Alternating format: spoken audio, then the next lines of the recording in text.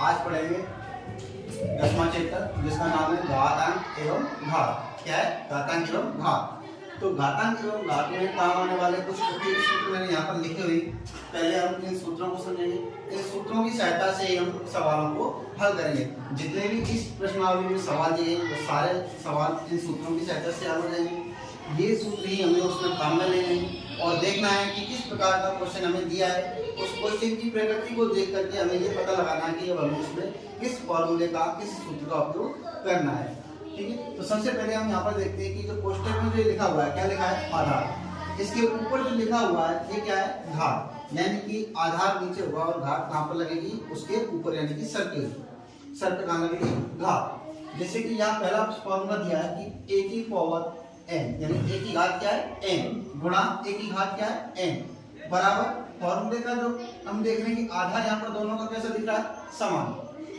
जब आधार समान है और गुणा हो रहा है तो घातें आपस में क्या होती है? जुड़ जाती है। क्या करते हैं? जोड़ देते हैं। यानी आधार को एक बार लिखेंगे और उन दोनों की घातों को जोड़ के उसके ऊपर सर पे लगा देंगे।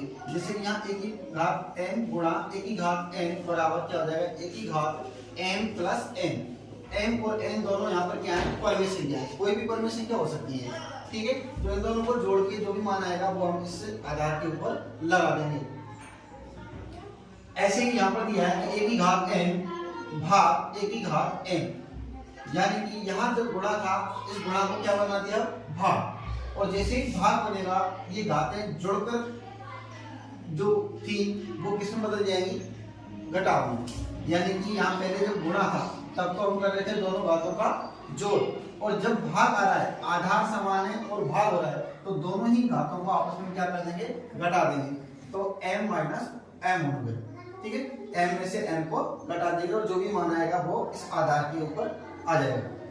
a की घात 0, और a की घात 0 का आंसर जो है वो आता है क्या? 1। यानी कि जिसके भी सर पे क्या होता है? 0, उसका मान क्या आ जाएगा?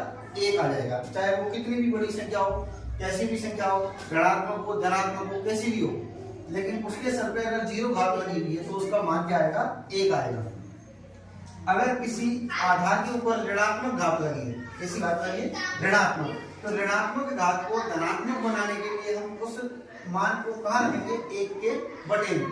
जैसे कि यहाँ a की घात माइनस m। अब इस घात को हमें क्या बनाना है? धनात्मक। तो a की घात माइनस m को 1 के बटे में रख देंगे तो 1 बटा और ये माइनस से क्या हो जाएगी? प्लस हो जाएगी, a की घात n। ऐसे ही जब बटे वाली राशि हमें दी गई हो, कोई भी परमेय संख्या के रूप में ऐसे इस तरीके से दी हुई बटी राशि, तो बटे वाली राशि के ऊपर और एक घात लगी हुई है कोई भी, जैसे कि यहाँ n लिखा है, n क्या है? कोई भी नेचुरल नंबर्स हो सकता है, परमेय संख्या हो सकती है ना, तो कुछ भी हो सकती है।